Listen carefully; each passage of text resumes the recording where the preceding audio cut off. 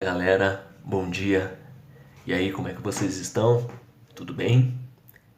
Como estão cuidando da saúde de vocês? Como é que estão os estudos de vocês? Como é que vocês têm se adequado? Como é que vocês têm se adaptado a essa nova rotina?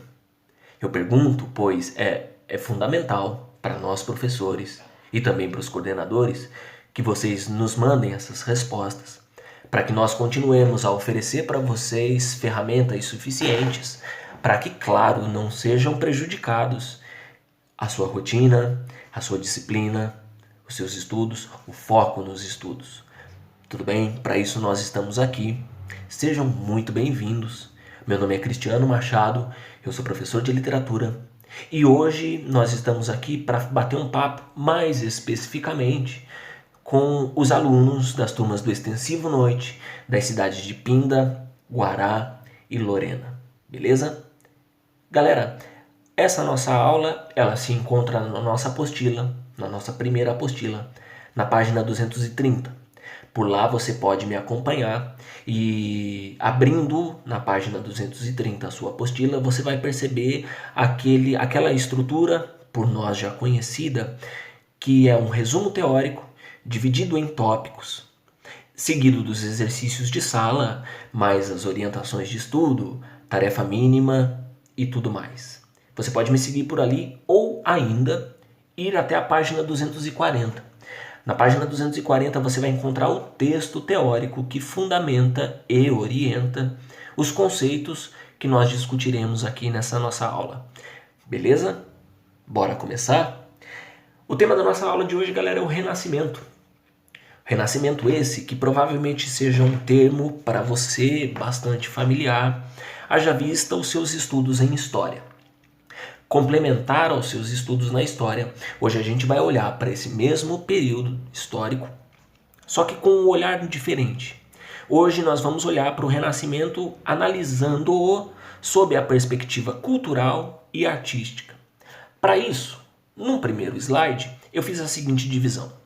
Eu coloquei aqui 2 parágrafos, sendo que o primeiro parágrafo ele é um parágrafo introdutório e conceitual para nós. O segundo parágrafo é um parágrafo conclusivo. Eu espero que você, ao final do nosso percurso aqui, você, ao reler o segundo parágrafo, tome-o como um agente norteador para as lembranças que você terá sobre tudo aquilo que a gente for discutindo. Antes de chegarmos nesse segundo parágrafo, precisamos passar pelo primeiro, que, conforme eu disse, ele é introdutório e conceitual. Ele é um parágrafo bastante curto, percebam isso. Ele parece despretensioso, mas não o é. E eu digo isso porque ele, apesar de curto, traz inúmeras e importantes informações que vão servir de alicerce para os conceitos que a gente for discutir. Bora começar? Diz ele assim, ó. O Renascimento é um período histórico compreendido entre os séculos XIV e XVI em que ocorreram muitas transformações nos padrões do pensamento e do comportamento do homem ocidental. O que ele está querendo dizer aqui, Cris? Ele está querendo dizer o seguinte: nós vamos estudar o Renascimento. E ele afirma que o Renascimento é um período delimitado da nossa história. Ele começa no século XIV e vai até o XVI, portanto ele tem aproximadamente 200 anos. E o que a gente percebe nesse período é que a principal característica é uma série de transformações que foi ocorrendo nesse período longo, tem bastante tempo para as coisas irem acontecendo. Essas transformações, elas começam a alterar o padrão de comportamento e de pensamento do homem. Percebam que, para que nós consigamos compreender uma mudança de padrão de pensamento, nós temos que entender o padrão atual e perceber como é que, aos poucos, no caso, ele foi sendo substituído. Para isso, para entender como pensa, o que sente, como convive consigo e com os demais, o homem do período do Renascimento, ele foi formado culturalmente por um período antecessor a esse, bastante longo da nossa história, denominado de Idade Média. O Renascimento tem início ali na Itália E não à toa, a gente vai entender daqui a pouco por que a Itália foi o berço do Renascimento. Mas para entender, conforme dizia o slide, muda o padrão de comportamento do homem europeu, não apenas do homem italiano, isso vai acontecendo gradativamente, a gente precisa entender a cabeça e o comportamento e o padrão de pensamento do homem desse período. E se nós formos analisá-lo, ele é um homem formado pelas ideias da Idade Média. O que eu quero dizer com isso? Que você deve se lembrar que durante a Idade Média, um longo período da nossa história, compreendido aí por cerca de 1000 anos, a Igreja Católica ela era a grande força cultural predominante no período. Se ela é a força cultural que predomina, muito provavelmente a população seguirá os seus valores, sobretudo os seus valores morais. Tudo bem? Porém, quando nós chegamos no fim da Idade Média, período conhecido pelos historiadores como Baixa Idade Média, a gente vê uma certa decadência desse tipo de valor. A gente vê uma certa decadência não só desses tipos de valores, valores morais, mas de como toda uma estrutura social. A gente agora está falando sobre um período conhecido por nós como a crise do feudalismo. O que isso quer dizer? O que isso interfere na rotina? Muitos dos camponeses começam a migrar e começam a morar, começam a se instalar em torno das igrejas. Isso promove uma alteração no processo de formação social bastante significativo. Esses camponeses que agora passam a viver em torno das igrejas vão formando as primeiras cidades, denominadas burgos. Se eles vão formando essas cidades, eles vão formando classes sociais agora diferentes. Uma classe social formada por um burgo é aquilo que nós chamamos e conhecemos por burguesia.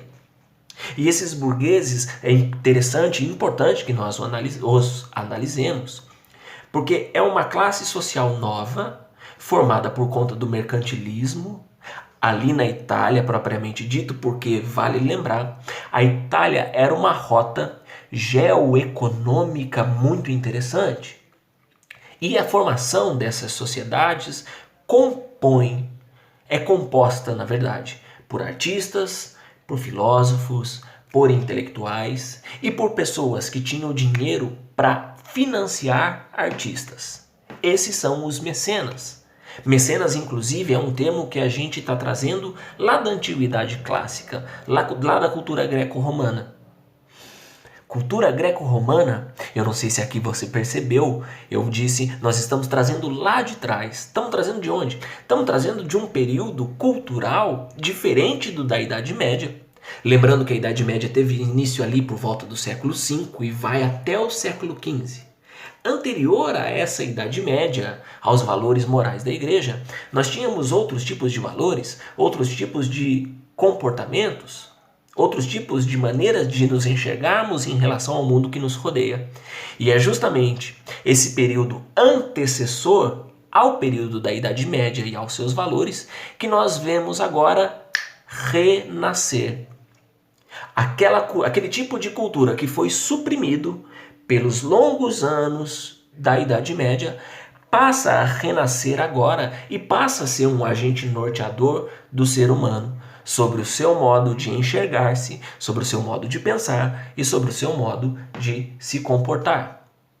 E essa mudança, galera, ela é extremamente significativa porque ela vai mostrar para nós que as características de comportamento em geral mudam muito. Aquela visão teocêntrica, isto é, que coloca Deus como centro de tudo, coloca Deus como centro do universo, e todas as explicações para as nossas inspirações, questionamentos, dúvidas só podem ser encontradas em Deus através de um sacerdote, esse questionamento, essa visão passa a ser substituída por uma visão em que nós tiramos Deus do centro das coisas e colocamos o homem. Os termos utilizados pela história são o teocentrismo, passa a ser substituído pelo antropocentrismo. Isso gera uma série de mudanças, como nós vimos no primeiro slide, e muda uma série de comportamentos, e mudam uma série de características. O que a gente começa a observar sobre o panorama cultural e artístico? A gente começa vendo essas características novas até então, mas extremamente significativas, porque elas vão determinar o comportamento do homem. Lembrem-se sempre, nós estamos falando sobre uma manifestação ou manifestações artísticas. Toda manifestação artística é expressa por um determinado artista, e esse artista faz parte de todo um conceito, de todo um contexto. Se nós analisarmos o contexto ao qual esse artista exprime as suas ideias, as suas vontades, os seus desejos, muito provavelmente ao analisar essa expressão, nós estamos analisando e podendo enxergar ali o comportamento do homem. Se nós, portanto, analisarmos as mudanças das manifestações artísticas das mais diversas possíveis e compararmos manifestações artísticas da Idade Média com manifestações artísticas do período da Renascença, nós vamos perceber isso tudo que a gente está discutindo expresso na arte. Mudanças essas começaram através desses conceitos aqui. Se nós agora enxergamos-nos e enxergamos o mundo que nos cerca sobre um viés humanista, isto é, colocando o homem no centro das coisas, nós passamos a ter autonomia. Galera, o homem passa a ter noção de que, inclusive, o amor é algo individual. Por isso nós teremos obras mais humanistas. E aqui, galera, nós observaremos, sobretudo na pintura, que esse humanismo é uma preocupação dos artistas da Renascença em retratar os seres humanos de modo mais fiel à realidade. Por que é que isso está acontecendo? Porque agora eu ganho autonomia de pensamento. Eu não dependo mais daqueles valores morais religiosos. Eles já não são mais, para mim, norteadores das minhas condutas. O homem, segundo o nosso segundo item, passa a ser mais racional. E isso traz mudanças significativas para o campo das artes, porque agora a nossa curiosidade um pouco mais ampliada faz com que nós comecemos a experimentar uma série de coisas novas das quais antes nós não éramos aguçados em nossa curiosidade. Isso é bastante interessante. O experimentalismo passa a ser uma força bastante vigente para esses artistas. Não só o experimentalismo, mas como a cabeça está mudando, como ele está ficando mais humanista, como ele está ficando mais racionalista, essas experimentações, elas começam a ganhar método.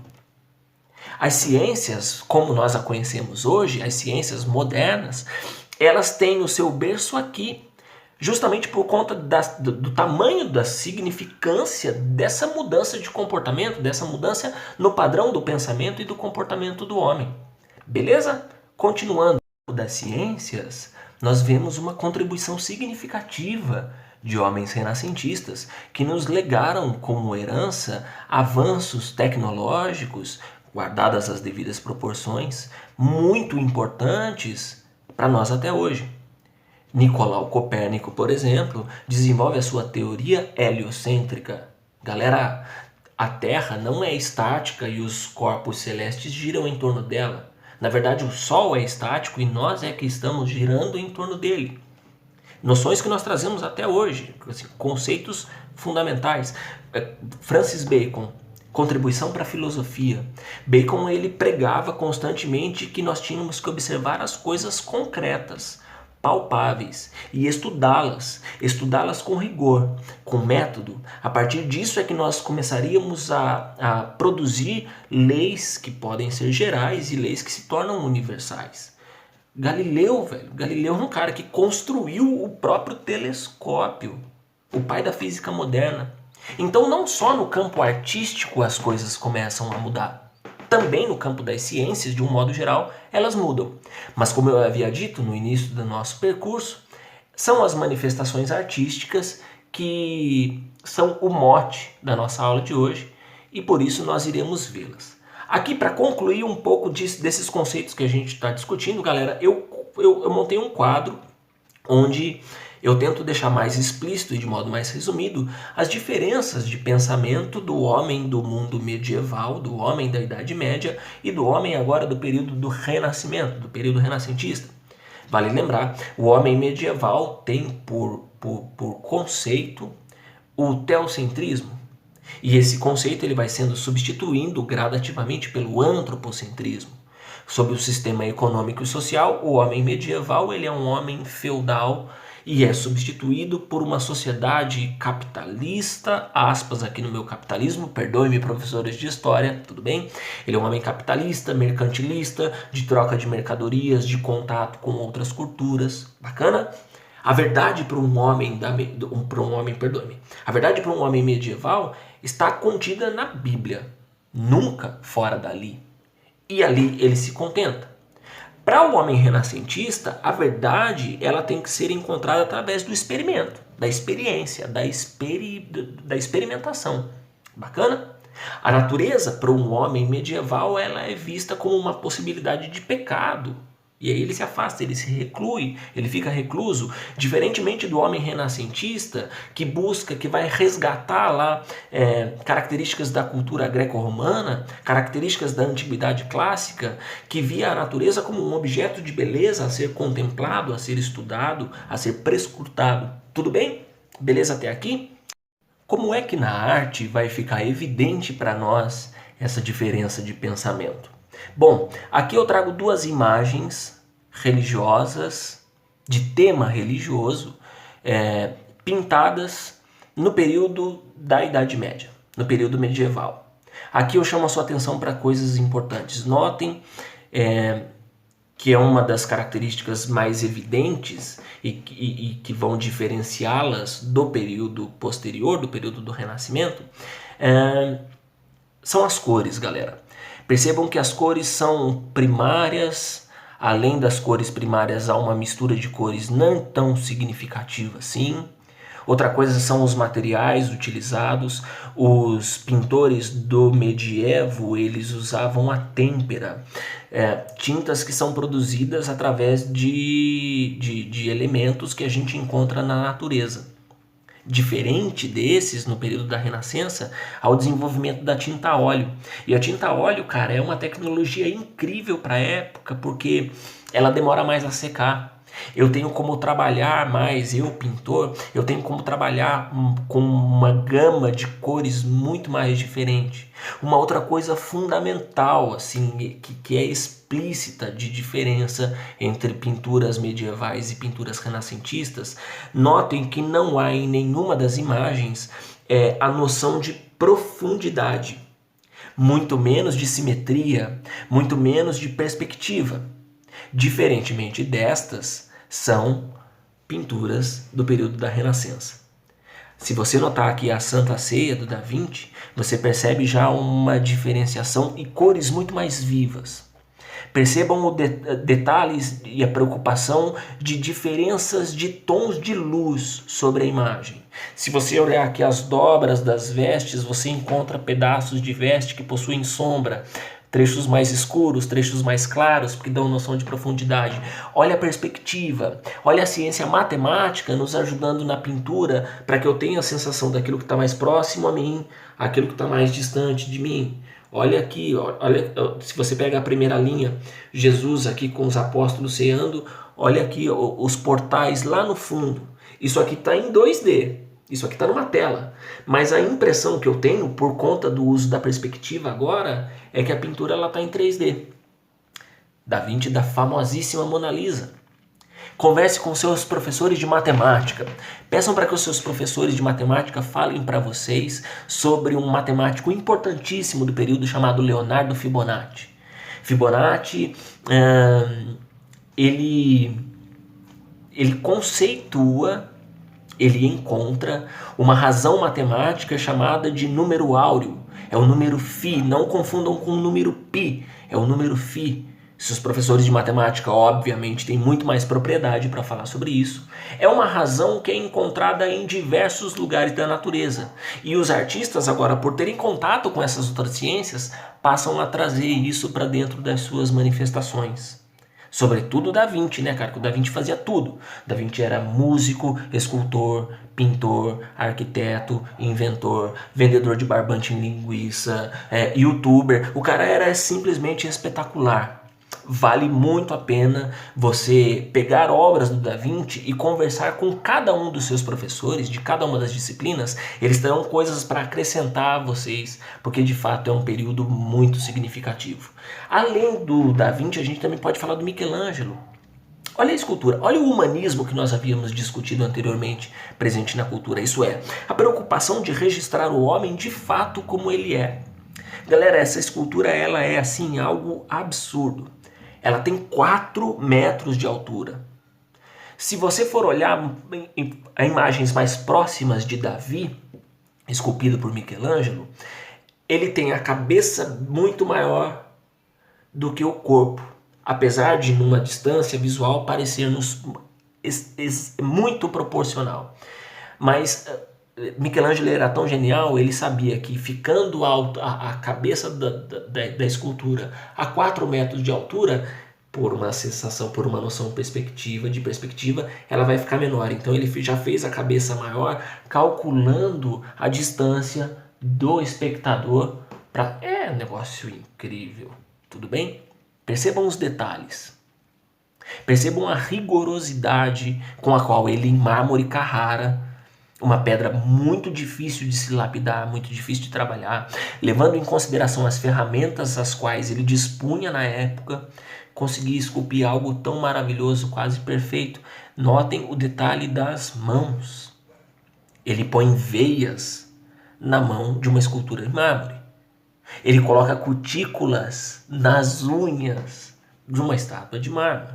Quer dizer, é uma dedicação em tentar ser o mais realista, o mais fiel possível àquela realidade que hoje eu vivo. Isso, galera, para o período da Idade Média, esse tipo de manifestação artística na Idade Média é impensável. Percebem? Ainda Michelangelo, a criação do homem ou a criação de Adão, o nosso próprio conceito, a nossa própria crença sobre a existência de Deus passa a mudar. Será que é o homem que cria Deus ou Deus que cria o homem? Isso é pensar, isso é analisar aspectos religiosos, aspectos medievais, valores morais, mas com a nossa razão. Notem que quando eu fui falar em relação à nossa razão, eu automaticamente trouxe a mão à minha cabeça, porque nós associamos à nossa razão, à nossa racionalidade, o nosso cérebro. Diferentemente deste, quando nós falamos e fazemos referência aos nossos sentimentos, nós apontamos para o nosso coração. Mas a nossa racionalidade vigente agora nesse período está aqui, associada ao cérebro.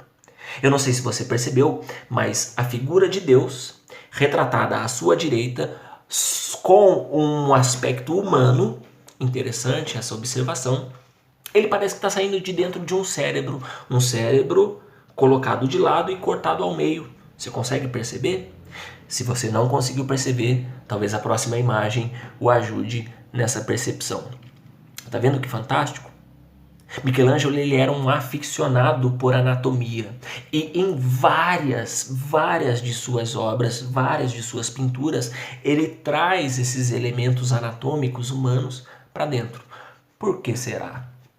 Percebam que o contexto ao qual todo e qualquer artista está inserido deve ser analisado para que nós entendamos a sua obra. Legal até aqui? Tranquilo? Cris, você ainda não falou da literatura. Como é que era? Como que eram os textos? Quais eram as características dos textos da época? Galera, eu não o fiz e não foi à toa. Muito sabiamente, o nosso material divide o nosso encontro relacionado ao Renascimento em 2. Esse que nós vimos hoje na aula 3. E o próximo, o 4, a gente vai falar... Tá vendo todos esses autores aí? Nós temos uma aula somente para falar sobre esse tremendo escritor, o mais importante dos escritores em língua portuguesa, chamado Luís Vaz de Camões, que compôs, além de sonetos maravilhosos, compôs a obra Os Lusíadas. Eu não entrei e não entrarei agora nas características da literatura renascentista, porque isso está para o nosso próximo encontro. Beleza? Por enquanto, eu vou ficar por aqui. Espero que você tenha gostado. Quaisquer dúvidas, nós teremos um contato mais estrito. Falem conosco, falem com os coordenadores. Espero que tenham ficado esclarecidas para vocês. Espero que vocês tenham subsídios para fazer os exercícios de sala. Façam a tarefa mínima, estudem, leiam a teoria, não deixem de estudar. Muito em breve nós estaremos juntos. Muito obrigado, bons estudos, foco, determinação e disciplina. Vai para cima que vai dar certo, beleza? Beijo para vocês. Fiquem com Deus. Tchau!